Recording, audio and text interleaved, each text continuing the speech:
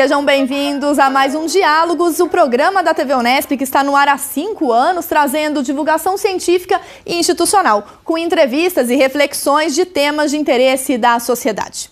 Professores e pesquisadores, estudantes de graduação e pós-graduação, além de profissionais e ativistas do Brasil e do exterior, participaram de mais de 200 programas. Nesta edição, você acompanha os melhores momentos na área de educação, ciência, tecnologia e inovação. Neste primeiro bloco, falamos sobre direito à educação, educação infantil especial e inclusiva, tecnologias e jogos educativos. Este modelo, que é hegemónico, que está aí, não é? Ele não corresponde à necessidade de educar tudo e todos, porque a lei fundamental, não é, diz-nos que a educação é um direito. Do artigo 205 ao 215 da Lei da Federação é isso que diz. Mas, efetivamente, o modelo de escola que temos provoca muito insucesso, coloca o Brasil perante provas internacionais nos últimos lugares, e, enfim, leva a que muitos professores fiquem doentes. Então é necessário modificar. Mas acontece que é bem difícil mudar, porque é uma mudança de cultura. Há 3 princípios em que a formação falha redondamente. O primeiro é aquele que está em todas as teses de doutoramento sobre formação continuada, que é o princípio do isomorfismo na formação. Isomorphos, a mesma forma, vem do latim. Ou seja, o modo como o professor aprende vai ser o modo como o professor ensina. Ele pode ouvir falar de Piaget, de Vallon, que ele não vai fazer nada disso, ele vai dar aula, que é aquilo que ele recebe, aquilo que ele vivencia. A segunda questão é esta, é que no campo da educação, raramente a teoria antecede a prática. Eu sei que isto pode ferir algumas sensibilidades, mas é verdade. É perante a dificuldade da ensinagem que eu vou procurar, não é, o contributo da teoria. E pegando na minha formação experiencial de dador de aula, juntando-lhe a teoria, eu construo uma praxis que resolve o problema da ensinagem. E o terceiro grande problema da formação é que, quando um professor denota dificuldade em alfabetizar, por exemplo, vai-se capacitar esse professor na área da alfabetização. Capacitar o incapacitado, ou seja, considera-se que o professor é o objeto da formação. Não pode. O professor tem que ser considerado sujeito de autoformação no contexto de uma equipe com um projeto. Então, se nós considerarmos que a formação que se faz hoje não tem nada a ver com isto, logicamente que a cultura se reproduz e o professor vai reproduzir a cultura escolar e social que herdou. O Brasil é pródigo em bons exemplos, tem as melhores escolas do mundo e tem as piores também, é evidente. Tem os melhores teóricos do mundo e tem os maiores falastrões também, mas isso é outra história. Eu tenho que ser honesto, não é? É um país de contrastes, não é? Tem os melhores projetos que eu já vi, mas que os brasileiros não conhecem. A educação infantil não é só uma educação para cuidar al niño. Tiene que ser, además de cuidar, tiene que ser una educación que promueva el desarrollo del niño y el desenvolvimiento del niño a través de las relaciones sociales, a través de las relaciones emocionales y afectivas que se establecen con el niño. Entre os próprios alunos e o professor e o aluno, a escola, como a través del conocimiento de los objetos, de la denominación de los objetos, del uso de los objetos, del uso de los objetos de la cultura como instrumentos de trabajo, del juego y el dibujo o diseño, que eso también hay que enseñarlo, eso también hay que darlo como contenido de esa educación. La educación infantil potencializa el desenvolvimiento de las crianzas y crea las condiciones del desarrollo para que la crianza pueda aprender a leer, a escribir y a calcular y obtener los conocimientos de la ciencia. Y ideamos realizar un programa no formal de educación infantil que se le llama el programa Educa a tu Hijo o Educa a tu Filho, que es un programa que se hace por activismo y se hace con la participación plena de la familia, ya que los círculos infantiles eran destinados a las madres trabajadoras.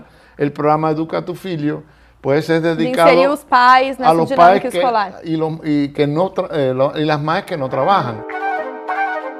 A pretensão do projeto Biduc foi, num primeiro momento, fazer uma avaliação, né? Quem são esses alunos que conseguiram alcançar o ensino superior e como estava a situação dos sistemas educacionais no âmbito do curso superior, da universidade. Mas, felizmente, né, as pesquisas alcançaram outras possibilidades que nós conseguimos agora, inclusive, avaliar a situação, como é que os professores veem o ingresso desses alunos, uma pesquisa que eu venho coordenando, né, muito interessante, a gente vem procurando saber como os professores pensam isso. E é interessante notar que os professores da universidade percebem o direito desse aluno ingressar no ensino superior, mas sente-se, apesar de serem professores extremamente qualificados, porque tem um mestrado, tem um doutorado, mas, no entanto, eles não sabem como atuar com esse aluno, já que o ambiente da universidade é diferente da escola básica, porque o aluno da universidade ele não aprende só com as aulas expositivas oferecidas dentro de uma sala de aula, né? Mais Ele sistematizado. aprende isso, ele aprende numa palestra, ele aprende numa oficina, nos eventos, né, nas pesquisas na biblioteca. Então nós temos que rever esse modelo de inclusão que a gente trazia da escola básica para a universidade, e os professores se sentem completamente despreparados. E aí a gente pergunta aonde eles vão se formar, né? Como preparar essas pessoas para acolher? E muitas vezes eles se sentem os únicos responsáveis, quando na verdade a universidade tem que entender que essa é uma responsabilidade de todos. Nós elaboramos, dentro do eixo 1, que fala de formação dos professores, um livro, que é esse livro que você falou, Educação Inclusiva, em foco à formação dos professores. Porque a dimensão que a formação tomou foi muito grande realmente dentro desse projeto. Não tem mesmo como enfrentar esse desafio sem rever a maneira como os professores estão se preparando para isso. Diante desse desafio, esse livro, ele conseguiu, de uma maneira muito interessante, agregar pesquisas de diferentes universidades. As crianças gostam, hoje em dia, muito de usar o computador, e os jogos que existem são jogos ou muito banais, que não acrescentam nada à criança, ou jogos que envolvem muita briga, luta, coisa que também não vai criar um ambiente sadio. Não tem potencial educativo. Pelo contrário, vai formar uma criança que acha que, por exemplo, a violência é um fator importante na sua vida. Então, nós fizemos programas educativos e o primeiro foi ligado ao vestibular, que nós vimos que não existia nada no nosso país ligado a como ensinar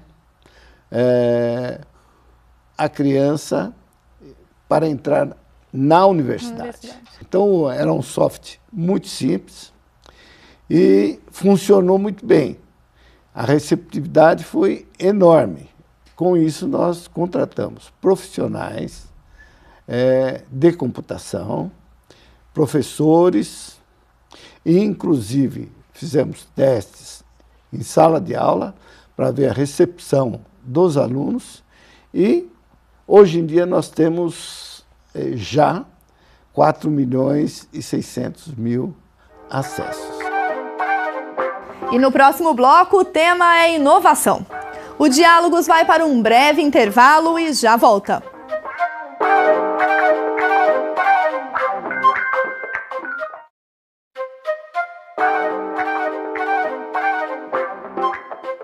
O Diálogos está de volta e o tema deste segundo bloco são as entrevistas sobre ciência, tecnologia e inovação. Projetos que sempre aproximam a universidade da sociedade. Vamos rever as entrevistas sobre segurança alimentar e nutricional, conscientização sobre doenças e também do mapeamento do Cerrado Paulista e zootecnia de precisão. A mielomeningocele é uma doença que ocorre uma malformação lá ainda na gestação, né, na idade embrionária, na coluna da criança, que afeta tanto a parte óssea, em alguns casos mais graves, como o caso da mielomeningocele, toda a parte nervosa, né? Então, a criança ela tem uma série de complicações em decorrência disso, como dificuldades na locomoção, a incontinência urinária, incontinência fecal, hidrocefalia, algumas alterações ósseas, né? E aí, lembrando, então essas crianças elas são submetidas no decorrer da vida a múltiplas cirurgias. Então foi vivenciando isso, né, juntamente com os alunos, que a gente pensou, então vamos trabalhar um pouquinho fora do centro cirúrgico, né, com essas famílias. A ideia surgiu, né, juntamente com o professor Amaro, que é um professor na universidade, né, urologista, e que a gente percebeu nessa dificuldade de adesão ao cateterismo, e aí nós pensamos, não, um gibi vai ser talvez uma alternativa, uma estratégia para a gente atingir então as crianças, o que nós não esperávamos, que até a gente, às vezes, enquanto profissional de saúde, acha que a mãe está entendendo, né? E muitas vezes a gente, agora, para nossa surpresa, nós percebemos que elas não entendiam tão claramente. Então, o gibi... A questão da higiene, a questão da importância, da rotina, do horário, como a gente falou anteriormente. Sim, e até a própria desenvolvimento da doença, né? Então, por mais que eles convivem com isso, a revistinha traz uma linguagem bem fácil, bem simples, né? Que tanto as crianças como os pais... acabaram se entendendo melhor um pouquinho toda a doença, né, e essa necessidade da realização do cateterismo. É uma revista, né, que conta uma história fictícia do Juca, né, que ele vai conhecer então como funciona o nosso sistema urinário para entender a própria doença que ele tem, explicando isso para a irmãzinha. Então, é esse diálogo entre as crianças também que a revista tende a fomentar para provocar essa sensibilização, esse conhecimento e o autoconhecimento da própria criança com a doença. As mães que têm a criança com ela falam, eu quero levar na escola, eu quero levar para a professora, porque as crianças também, se a gente não explicar, eles também não vão entender. É um material de inclusão também, né? Também. Então tem esse outro objetivo que a gente de fato não pensou, mas a gente tem tido essa resposta que tem sido bastante gratificante também. Quando nós falamos de segurança alimentar e nutricional, nós estamos falando num direito que foi, inclusive, reconhecido na Constituição Brasileira. Hoje, o artigo 6º da Constituição Brasileira garante o direito humano à alimentação. E, ao falar nesse direito, ao falar de segurança alimentar e nutricional, nós estamos falando, então, do direito de todas as pessoas ao acesso regular de um alimento de qualidade, de um alimento e ao conseguir isso, que ele não tenha comprometido outras necessidades e que esse alimento respeite a cultura dessa pessoa e que também seja produzido de forma sustentável. A Unesp tem um núcleo de segurança alimentar e nutricional. Então, somos 12 unidades da Unesp que colabora com esse programa, desenvolvendo trabalhos e uma boa parte desses trabalhos com parceria com outros países aqui da América Latina. Qual é a proposta para essa rede? É um trabalho que pensa principalmente a questão da ciência e tecnologia, né? A ciência e tecnologia para os países da América Latina. A CECIS não pensa só na América Latina, esse projeto também se busca estender para a África. E qual foi a estratégia do Ministério para articular esse trabalho? Então, ele faz um convênio com a Unesp, a gente assume essa diretoria técnica, que vai tratar mais dos aspectos acadêmicos desse trabalho, né? A questão do ensino, a pesquisa e extensão, de articular essa rede, de fazer o contato com os pesquisadores. Dentro da zootecnia de precisão, o que a gente poderia abordar? É uma nova área do conhecimento, né, dentro dessa área do conhecimento que está crescendo muito e rapidamente. Ela envolve grandes tecnologias, né, principalmente voltada para a engenharia de processo, né? Então, tudo que a gente pensar em termos de engenharia de processo que você possa melhorar a eficiência dos sistemas de produção é o que se busca com a zootecnia de produção. Nesse nosso projeto do centro, a gente tem uma parceria com uma empresa brasileira que está inovando nessa área de zootecnia de precisão, então isso é extremamente importante a gente trabalhar nessa área, né? E a ideia é se trabalhar com zootecnia de precisão envolvendo desde a parte da identificação animal, né, até desenvolvimento de equipamentos, né, e o uso de equipamentos para melhorar a eficiência do sistema, né? Ou seja, se buscar animais mais eficientes dentro de todos os sistemas de produção envolvidos na pecuária brasileira. O cerrado tem sido utilizado, suas áreas têm sido utilizadas para a agricultura, para a pecuária. Então, uma grande quantidade de áreas de cerrado já foram completamente dizimadas. É uma situação bastante triste, porque é um ecossistema peculiar, existem muitas espécies endêmicas. Para você ter uma ideia, existe no cerrado mais de 10 mil espécies desse ecossistema, espécies de plantas. Existem espécies de animais também que só ocorrem nesse ecossistema. A falta de conhecimento do ecossistema acaba conduzindo a dizimar esse ecossistema, porque é preferível utilizar as áreas para retorno econômico, pensando, né, em retornos econômicos rápidos e esquecendo que ali é uma riqueza de plantas e uma riqueza de animais que não é mensurável. E nós idealizamos a confecção de um atlas que pudesse trazer informações sobre as plantas de uma forma geral, folhas, casca, madeira, todas as características das plantas para trazer a beleza do cerrado e as informações dessas plantas para que as pessoas começassem a olhar o cerrado com outros olhos e ver o belo também. E no último bloco deste especial 5 anos do Diálogos, vamos falar de projetos institucionais que aproximam a Unesp da comunidade interna e externa. O Diálogos faz mais uma pausa e já volta.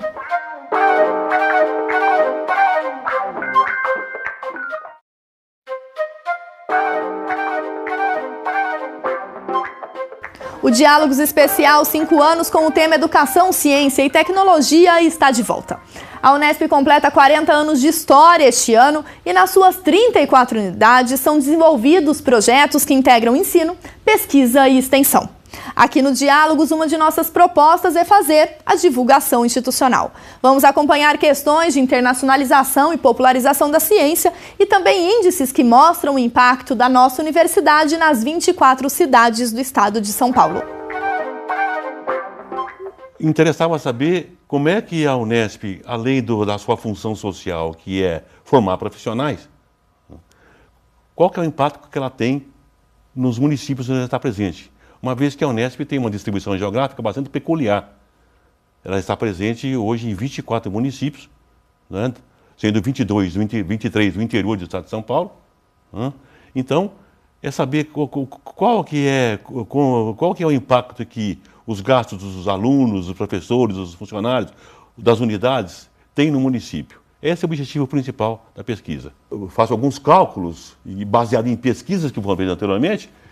Bom, quanto que se gasta efetivamente no município? Na média, 80%. Aquilo que vem para o município em termos de recursos de ICMS, aquilo que as unidades do município então, arrecadam de receita própria, 80% disso eu considero que é gasto no município, 20% é gasto fora. Então, onde tem um maior número de alunos, é claro que o impacto é maior. Que, consequentemente, você tem mais docentes e mais servidores administrativos também. Isso. Você tem mais professores e mais servidores no campus, que também gastam na cidade, consomem na cidade. Por isso a alimentação vem enquanto segundo índice. E a alimentação, no caso dos alunos, a alimentação, claro que representa um gasto importante. Depois do aluguel, é o gasto com alimentação, que é o gasto mais significativo no percentual do gasto total dos alunos. Vários desses municípios têm muita consciência da importância que a Unesp tem nesses municípios, né? Até porque a Unesp presta uma série de serviços, além desses impactos econômicos que a Unesp exerce nos municípios, né? Desse dinamismo econômico que ela contribui para o dinamismo dos municípios. Além disso, tem os serviços que a Unesp presta. Que muito tem relação com o trabalho extensionista Isso. da universidade. Isso, com os trabalhos de extensão. E o grande destaque é para a área de odontologia, veterinária e até medicina. Os cursos da área de saúde, né? Que esse é o grande destaque, né? Dentro da Unesp, como eu já falei, nós começamos em 2007, junto a um determinado programa de pós-graduação, e com o passar do tempo isso foi se expandindo, né? Outros programas de pós-graduação do Instituto de Biociências e hoje também da Faculdade de Medicina de Botucatu se interessaram, e a gente tem diferentes cursos de férias vinculados a diferentes programas de pós-graduação. E os nossos alunos de mestrado e doutorado, eles atuam como monitores para ministrar os diferentes cursos de férias para esses estudantes da rede básica. Nós convidamos esses alunos, então, como cursos de férias nós realizamos sempre em janeiro, e como são cursos de férias, nós procuramos fazer férias realmente para esses estudantes. Então, eles não vão para dentro das unidades da Unesp para ficar sentados todo o tempo dentro de uma sala de aula, ouvindo um professor ministrar uma determinada palestra ou uma determinada aula. A gente realiza muito práticas de laboratório, brincadeiras, jogos, dinâmicas. Eles vão conhecer diferentes laboratórios, museus. Então, é um curso extremamente dinâmico, em que os próprios alunos põem a mão na massa. Quando a gente traz esses estudantes para dentro da universidade, eu acho que um mundo se abre para eles, né? Então, eles veem que eles têm a capacidade de frequentar as salas de aula de uma universidade pública, né, de alto nível, acabam se interessando por prestar o vestibular. Muitos desses alunos que nós chamamos de novos talentos ou jovens talentosos, ao final dessas atividades dos cursos de férias, eles são convidados para participar de projetos de pesquisa junto aos nossos laboratórios da Unesp. Acabam prestando vestibular, passam, né, sem cota, sem nada, desenvolvem suas atividades de graduação e muitos deles hoje se encontram na pós-graduação. O Instituto Confúcio, ele é uma instituição criada pelo governo chinês com o objetivo de divulgar o ensino da língua e da cultura chinesa no mundo. O Instituto Confúcio, dentro desse modelo organizado pelos chineses, ele sempre se constitui através da parceria entre uma universidade local e uma universidade chinesa. No Brasil, o Instituto Confúcio na Unesp, ele foi o primeiro a ser criado no final de 2008. A nossa universidade parceira é a Universidade de Hubei, na China, e atualmente, além do nosso instituto, já existem outros 5 institutos também funcionando no Brasil. Mas com a reforma do campus do Ipiranga, nós fomos transferidos para uma área de quase 2.000 metros quadrados, onde existe uma grande biblioteca, um auditório muito confortável para mais de 150 pessoas, um centro cultural, 5 salas de aula. E isso tem impressionado de maneira particular os dirigentes chineses do Instituto Confúcio. Esse projeto do Instituto Confúcio, ele é parte, vamos dizer, desse esforço de internacionalização da própria universidade, né? Tanto que nesses 4 ou 5 anos de funcionamento do Instituto, nós já tivemos oportunidade de enviar para a China mais de 200 alunos com bolsas de estudo oferecidas pelo governo chinês para cursos de 6 meses, 1 ano, ou mesmo cursos de verão de 3 semanas, para mais de 200 alunos. Bom, se a gente for falar um pouquinho sobre internacionalização, certamente a primeira questão que vem à mente das pessoas é a questão da mobilidade, seja ela em grande parte, a mobilidade de estudantes, mas também mobilidade de professores, de pesquisadores. Quando a gente está falando de mobilidade, é um estudante, um professor sair daqui e ir para o exterior, ou nós recebemos na nossa instituição um professor ou um estudante. Essa é uma face da internacionalização. A internacionalização tem diversas outras faces. Que outras faces? Um trabalho de pesquisa conjunto que eu desenvolva com uma outra instituição, uma troca de experiências de funcionários. Isso é um novo movimento que está acontecendo na internacionalização. Então, eu envio um funcionário, um técnico administrativo da nossa instituição para o exterior, para ele aprender como funciona por exemplo, a TV, como funciona uma TV universitária numa instituição dos Estados Unidos, da Inglaterra, de algum outro lugar. Nós recebemos na Unesp, a gente está recebendo já funcionários que vêm ver como nós desenvolvemos. Pode ser troca de experiências sobre gestão administrativa, como é que uma outra instituição gere o processo de patentes, o processo de pesquisa, o próprio processo de mobilidade. Na verdade, internacionalização, ele é algo transversal, ou ele deve ser algo transversal na universidade. E a Unesp tem consistentemente subido nesses rankings, nos mais diversos rankings, existem inúmeros. Com diferentes critérios, com diferentes indicadores. Com diferentes indicadores. Talvez os 3 maiores sejam os rankings da Times Higher Education, o rankings da QIS e o ranking de Xangai.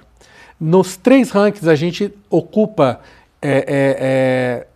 posições muito boas, eu diria. As pessoas dizem, vocês estão entre as 400 melhores universidades do mundo, mas existem milhares de universidades do mundo, então estar entre as 400 melhores universidades do mundo é muito bom.